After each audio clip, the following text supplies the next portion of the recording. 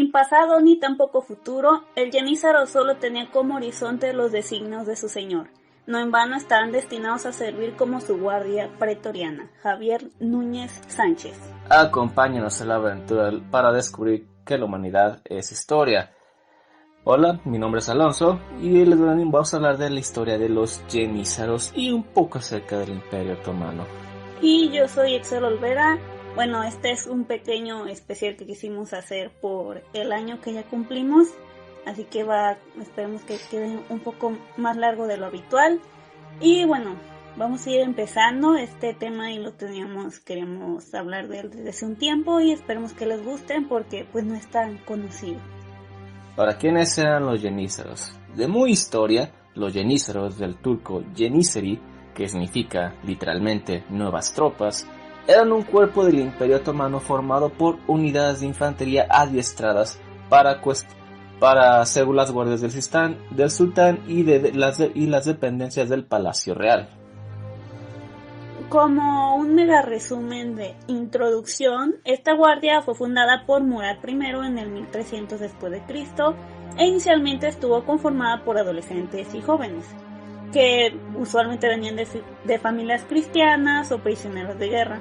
Fueron el primer ejército otomano que se quedó permanentemente. También tenían duros entrenamientos y también una formación profesional en varios ámbitos, como la literatura, los idiomas, entre otras. Como mencionamos, ellos eran de distintos orígenes, desde albaneses, griegos, serbios, búlgaros,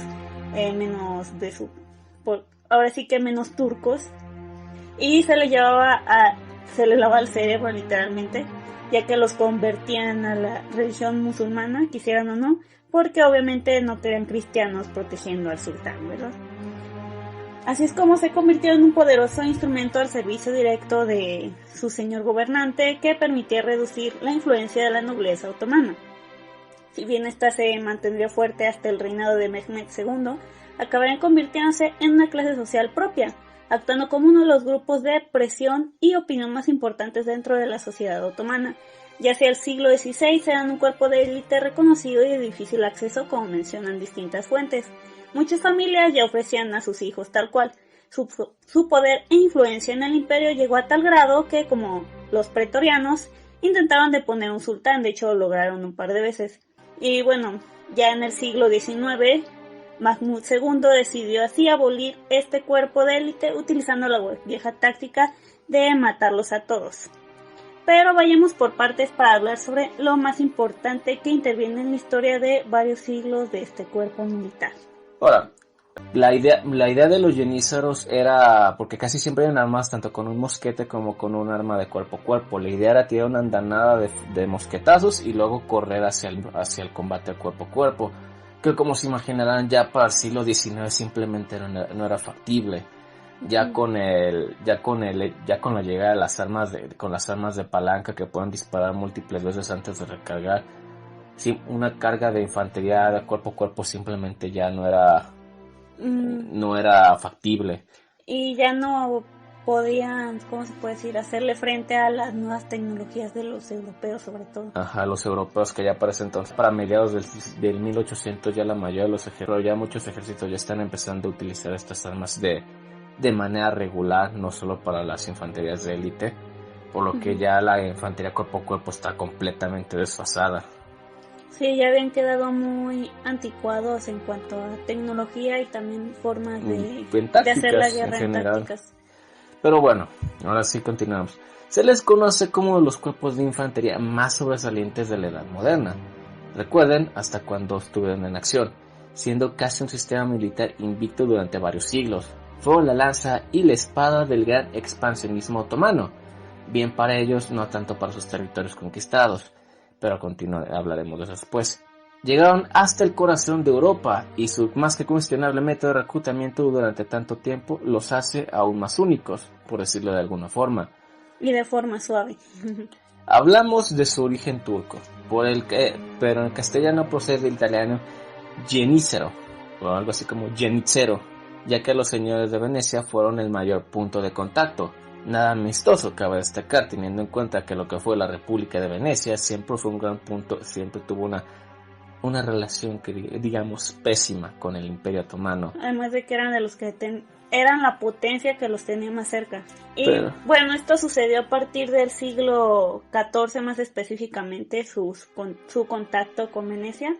Y esta palabra pues se deriva del italiano que mencionamos, que fue la que se hizo famosa del mundo occidental, ¿no? Pero ¿cómo empezaron? ¿De dónde viene todo este cuerpo militar? Pues todo comenzó precisamente en los inicios del Estado turco otomano, que durante el reino del señor Orhan I logró expandir el territorio del imperio.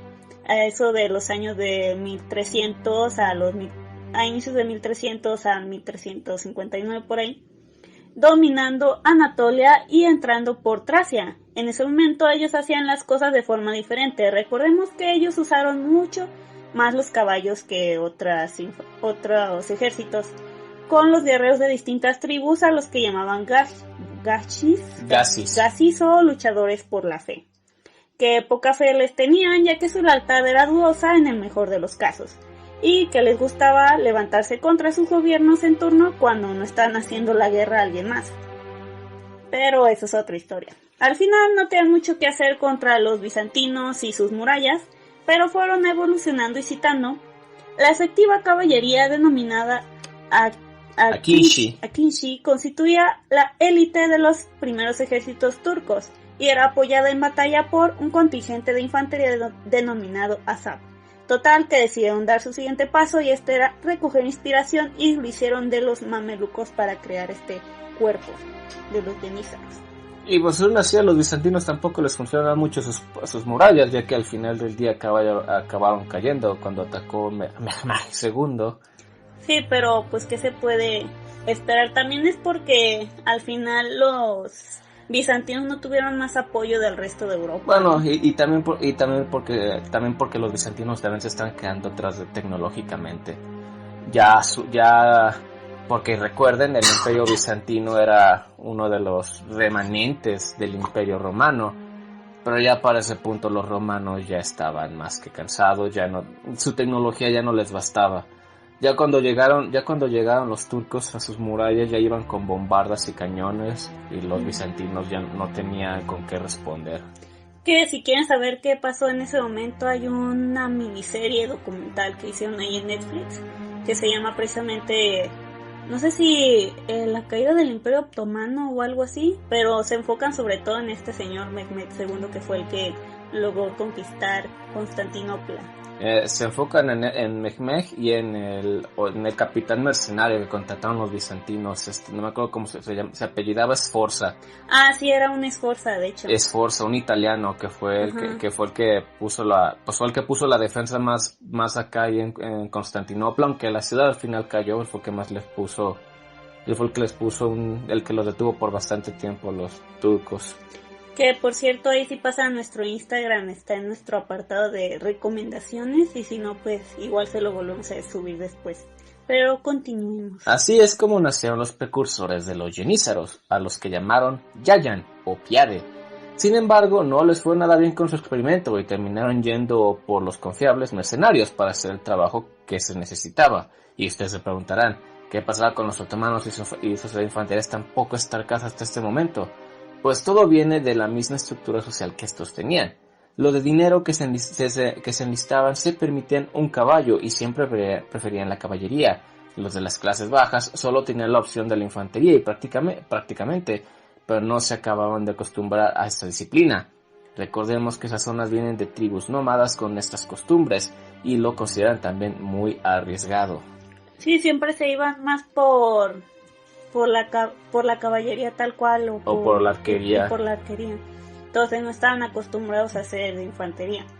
Así es como estos Yayan no cumplieron la meta con la que fueron creados, y pues no tenían un buen entrenamiento y tenían falta de disciplina también. Ya para 1330 se decidieron por la creación de nuevas tropas que eran como prácticamente hechas por esclavos y cautivos, ya que, escuchen esto, La problemática estaba en que la ley islámica hacía inadmisible la existencia de esclavos musulmanes al mismo tiempo que impedía reclutar soldados extranjeros y no creyentes. Válgame la paradoja. Véase siempre esas paradojas e hipocresías en todas las religiones, ¿verdad? Esta contradicción se resolvió utilizando las palabras del profeta Mahoma, que al parecer había dicho que cada ser humano, desde su mismo nacimiento, llevaba en su interior el deseo de abrazar el Islam. Claro que sí, todos dicen lo mismo. Como tantas veces, unas sagradas escrituras acabaron revelándose fácilmente maleables ante las necesidades sociales del momento. Ya saben, ¿no? Siempre le agregan y palabras o las mueven ahí a su antojo para justificarse, ¿no? Y pues siempre hacen ahí eso de copia y pega para... es que no podemos hacerlo, pero no es cierto, miren, aquí hay una laguna. Una laguna legal que podamos usar, porque técnicamente no puedes ser un esclavo musulmán, pero claramente eres un esclavo musulmán. Ajá. Pero o sea, bueno. Te convertían de huevo, porque pues ya sabes, es que técnicamente si eres musulmán ya no eres nuestro esclavo. Pero bueno. ABC Historia también menciona que los ejércitos otomanos habían sido vertebrados originalmente por una caballería de arqueros especializada en las emboscadas, lo cual era muy eficaz en las guerras a pequeña escala, pero iba a mostrarse insuficiente a la hora de expandir el imperio. Ya sabes, de nada te sirve poner una emboscada cuando estás tratando de asediar una ciudad. Sobre los dominios bizantinos aún resistentes en Asia. La creciente importancia de la religión en el sistema militar otomano y la necesidad de una profesionalidad de sus fuerzas militares dio lugar durante el siglo XIV a la creación de dos nuevos cuerpos bélicos, la caballería timariota y la infantería yenízara. Con 1000 hombres comenzaron estas tropas, eligiendo sobre todo a cristianos que se convirtieron al Islam de manera voluntaria, nótese las comillas. O si no morían. Esto solo sucedió al principio, como podemos suponer, porque luego era o te convertías o mueres, y llevándoselos para que fueran a los soldados que necesitaban. El reclutamiento forzoso no solo debías estar dispuesto a morir, sino también morir con nuevas creencias que te pusieron. Sí, o sea, ahora no solo no solo te llevan a morir, sino que aparte tendrías que morir por otras dogmas y otro lo que te dijeran literalmente. Así es como necesitaban ahora pues también la aprobación religiosa.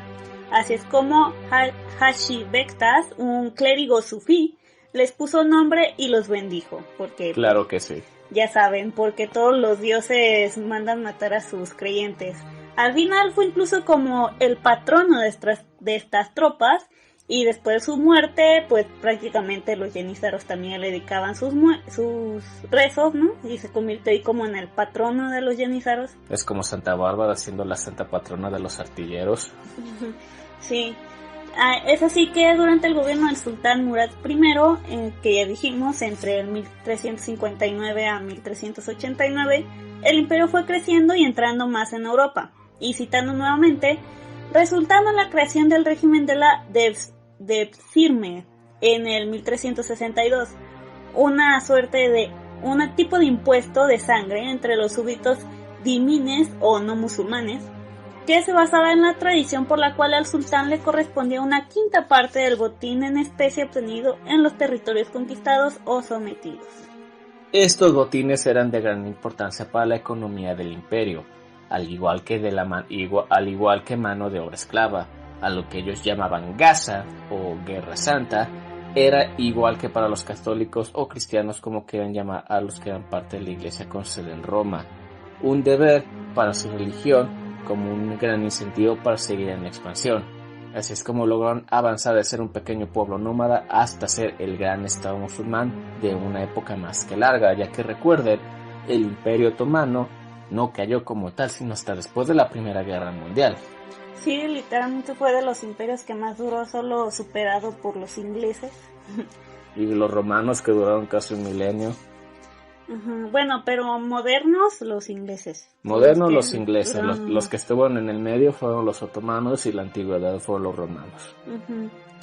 Sí, pero ya saben, todas este tipo de religiones no solo nos parecemos en la creencia de este Dios y del castigo eterno y cosas así, sino que también los dirigentes utilizaban esas creencias para mandar matar a los creyentes, ¿no? Y que fueran matar a los no creyentes, claro, a los infieles. Así es como llegamos a lo peor de estas guerras. En este caso, pues los hombres del sultán se llevaban con ellos a la fuerza, o mejor dicho, los secuestraban tal cual a niños cristianos de las minorías en Anatolia, como dijimos, también en Rumelia, que es una provincia otomana en los llamados Balcanes. Se llevaban sobre todo a croatas, a húngaros, a griegos, albanos y bosnios.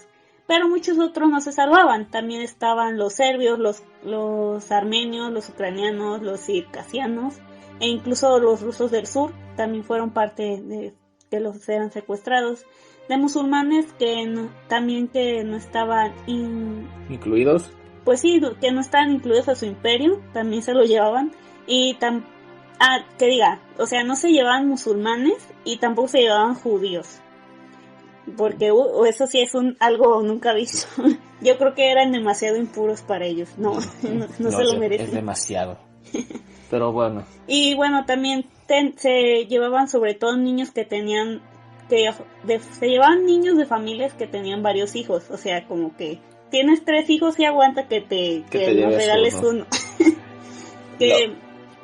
Que por ejemplo también eran de familias que no eran de ciudades principales, pues eran de poblados pequeños, y tampoco se llevaban artesanos porque al parecer si se llevaban estos niños no querían afectar su propia economía.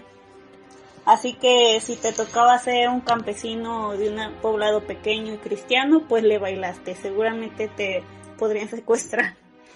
Ahora, sus edades estaban entre los 7 y 14 años de edad. Hasta los 18, incluso la cantidad era según lo que necesitaran para su siguiente campaña. Lo hacían entre cada 3 y 5 años, como dijimos.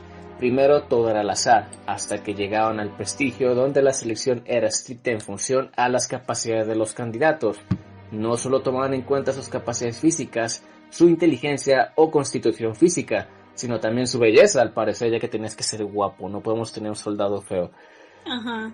Y como podrán esperar, los que se consideran más guapos se enviaban al harem del sultán en Constantinopla. Claro que sí, porque ya saben, esta gente, pese a que decían que ser gay era de lo peor, mantenían un harem de hombres y mujeres. Pero es que no importaba si eras el elegido por Dios. Por Alá. Ajá, en este caso por Alá. Así que si eras elegido por Alá, puedes ser bisexual y nadie te puede decir nada. Aunque seguramente solo era mientras sigan siendo unos muchachos, porque siempre que nos podemos superar en ser unos malditos degenerados abusando de su poder. Pero claro que sí, ya que se les quitaba lo guapo cuando les llegaba la pubertad. Cuando ya eran legales y eran conscientes y de dar su consentimiento de manera ya no los querían. Ya se convertían nada más en los queridos que ahora entrenaban otros queridos. O en la carne de cañón de la próxima campaña. Y sí. Y bueno, esto sin duda no fue tomado de buena manera por los cristianos, porque pues ya saben, solo ellos podían hacer ese tipo de cosas faltas a la moral. Y lo que tú estás haciendo está mal, pero lo que yo también estoy haciendo está mal, pero lo que tú haces es peor. Porque me lo estás haciendo a mí. Pero es así como esto ocasionó levantamientos que solo terminaban en grandes ríos de sangre, ya que se cuenta que por desgracia algunos llegaban a mutilar a sus hijos para evitarles ese destino. O sea, literalmente preferían quitarle un brazo o dedos a su hijo para que no se lo llevaran. O echarle agua caliente en la cara para que se volviera feo. ¿No? O también recurrían al soborno si tenían dinero. Y menos extremista, también literalmente huían de los territorios donde pudiera llevárselos. Hay que señalar que lo siguiente es de una de nuestras fuentes. Como la ley islámica prohíbe el reclutamiento de hombres casados, comenzaron a producirse innumerables casos de matrimonios concertados desde la misma cuna entre las familias cristianas, aunque recuerden que al menos los cristianos no tenían esa costumbre, al menos la gente normal, plebe. Eso era de los nobles. Entonces también comenzaron a hacerlo. Así es cuando los turcos se dieron cuenta de la situación, prohibieron los matrimonios de este tipo. Claro que sí. Sin embargo, esta situación también era una oportunidad para una mejor vida. Los reclutadores no solo llevaban comida después, sino que mostraban el lujo al que tenían acceso, impresionando a las personas con sus trajes lujosos. Esto no les hizo nada de gracia a los islámicos, que veían como los infieles escalaban la sociedad con riqueza y honor.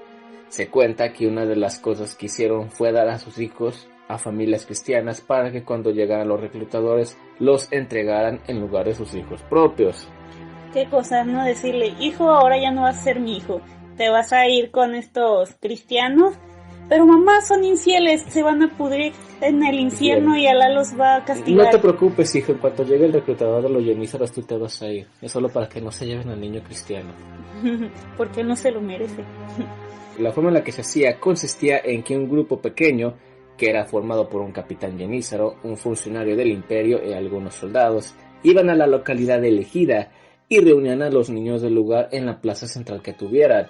Se llevaba una quinta parte de esos niños, pero si eso no fuera poco, dejen que les relatemos en qué consistía la corrupción en estos hechos, pues en estas fuentes mencionan que los reclutadores muchas veces se llevan a más niños de los que se les había estipulado, para revenderlos a sus familias, tal cual un rescate por recuperarlos en el mejor de los casos y en los peores a un tráfico de esclavos o a los burdeles o harenes privados de altos oficiales del imperio. Como siempre, ¿no? Las altas esferas siendo unos pederastas empedernidos que pagan por sus esclavos sexuales. Esto me recuerda como hubo un caso está escuchando que por ejemplo en Estados Unidos están yendo reclutadores del ejército y de la naval, y ya no solo de las universidades, sino directamente al equivalente de la prepa y de la secundaria en Estados Unidos. Okay. Para promocionarles y unirse al ejército, los pinches chamacos de 13 y 14 años. Porque necesitamos más gente joven a la que le podemos lavar el cerebro fácilmente y que se vayan a matar por intereses políticos. Claro que sí. Eso habla de que la humanidad no aprende. Y bueno, ¿cómo es que se convertían en yenízaros? Así es, cuando ya tenían a los niños, los llevaban a Constantinopla. Tenían que pasar, como dijimos, tenían que hacerles un examen para ver qué tantas habilidades tenían. También tenían que verificar que el niño estuviera circuncidado. Si lo estaban, así es como eran aceptados inmediatamente por el Islam.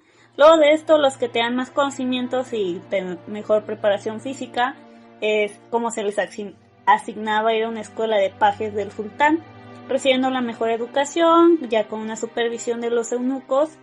Por ejemplo, dice que el adiestramiento era tanto bélico como cultural, como dijimos, incluyendo caligrafía, teología, literatura, contabilidad, leyes e idiomas.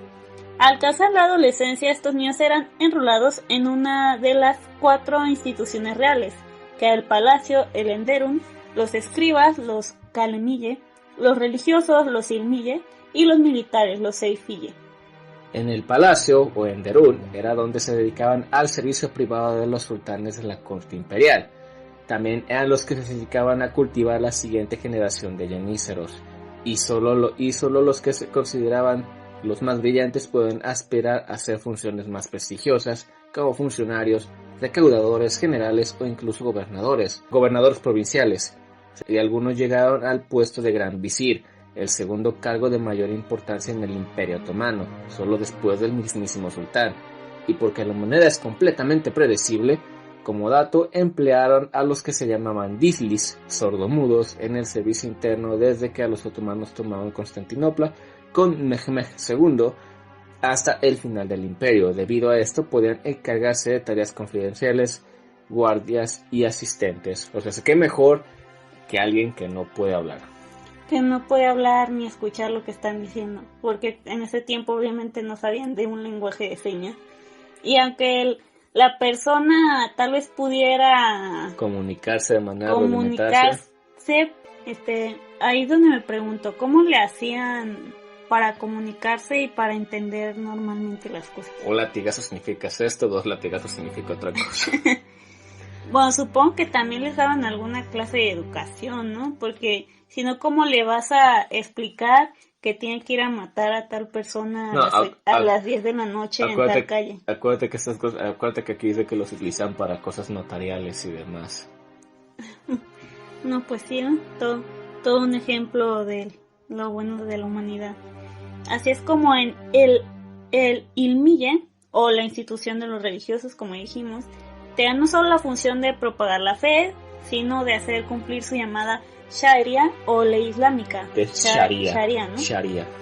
Que aún sigue vigente en los tribunales de justicia porque ahí siguen desconociendo las palabras gobierno laico, ¿verdad? Y con ello también se dedican a la enseñanza en el sistema de educación en el imperio, aunque esto último fue hasta el siglo XVI. Para los militares o los cefille, los más destacados formaban la caballería de élite que llamaban cipajis o cipayos en español, que eran lo mismo que los yenízaros pero montados a caballo. Los que no eran parte de ninguna de las instituciones anteriores debían cumplir ciertas cosas para ser asignados directamente al cuerpo militar, conformadas por dos fases. Una de ellas era que llevaban al chico con una familia turca adoptiva para aprender el idioma y las costumbres. En ella se incluía las religiosas, por supuesto. Luego, durante 7 años debían pasar por una academia donde tenían que pasar por una disciplina muy severa. Esto incluía muchos castigos físicos que harían que los militares modernos se pusieran sonrojados. También debían trabajar en obras públicas mientras aún eran reclutas. Citando, tenían que aprender a soportar el hambre y otras privaciones, a soportar los fríos extremos de las montañas, y se les reprimía a cualquier signo de individualismo. Eran instruidos en el odio hacia los cristianos y los judíos, para luego tener su entrenamiento militar completo entre los 24 y 25 años. Una vez que tenían la condición física y maestría de las armas, podrían graduarse. Pues ya saben, teniendo tanto tiempo, literalmente hacían que ya pensaran tal cual como ellos querían, ¿no? Por eso es que ahora mucha gente está abogando diciendo con que también debería considerarse maltrato infantil eso de que te inculquen desde muy pequeño ideologías religiosas, aunque como siempre pues eso también inflige algo de las, ¿cómo se puede decir?, de las leyes básicas de la libertad, ¿no?, que es la libertad religiosa, pero luego también vemos que este tipo de cosas pues también pueden traer pero también negativas. tienes gentes que quieren imponer su propia religión, en particular los musulmanes, que aún hoy día a donde quiera que van piden este trato especial, ya que quieren que les pongan sus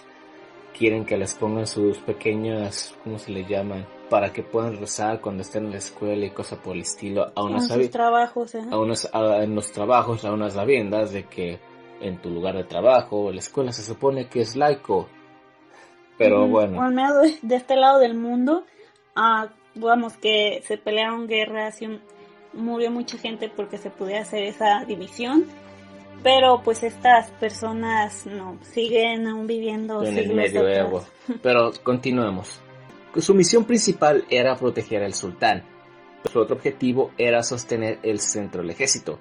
Tenían expertos en distintas áreas como los clásicos zapadores, ingenieros en explosivos, aunque en un principio eran más de usar arcos, ballestas e incluso ondas. Durante el siglo XV pasaron a incorporar pistolas y mosquetes a su arsenal, y sus armas blancas destacaban los llamados yatahan y kilij.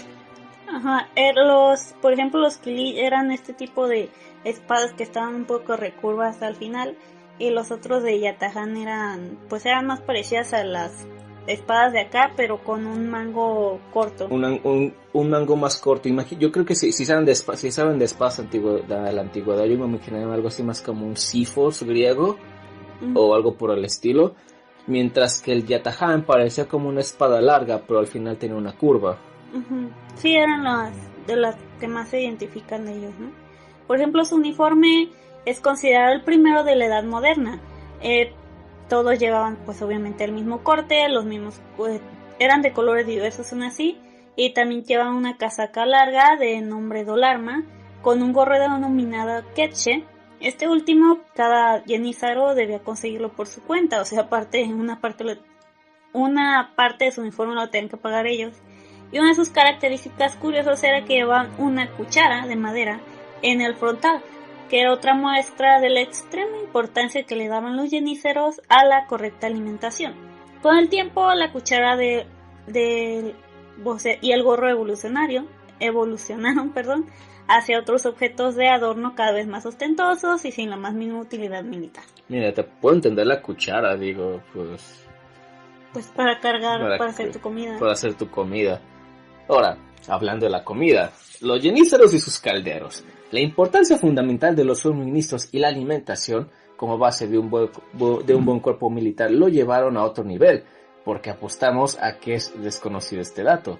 Los nombres de los oficiales al mando giraban en torno a este hecho. Como ejemplo, a la cabeza de la unidad a la que llamaban Horta se encontraba un oficial denominado Kobachibashi, repartidor de la sopa, auxiliado en el mando por el Ashibashi, jefe de cocina, que se ocupaba del aprovisionamiento y en ocasiones actuaban como verdugos.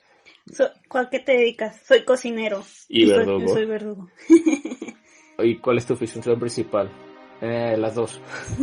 O sea, les doy de comer antes de matarlos. Si no cocinase como lo que yo preparo, se mueren. Este objeto era tan importante y tenía tanta carga simbólica como puedan tenerlo las águilas de los estandartes de las regiones romanas. Y a los romanos les encantaban sus pinches estandartes. Y a esto les encantaban sus cucharones. Al parecer, cada grupo de 25 o 30 soldados poseía su propio caldero y a su vez cada horta disponía de un gran caldero de bronce, el llamado kazán, sobre el cual existía una serie de rituales, ya saben. Siempre la religión metiéndose en todos lados, ¿no?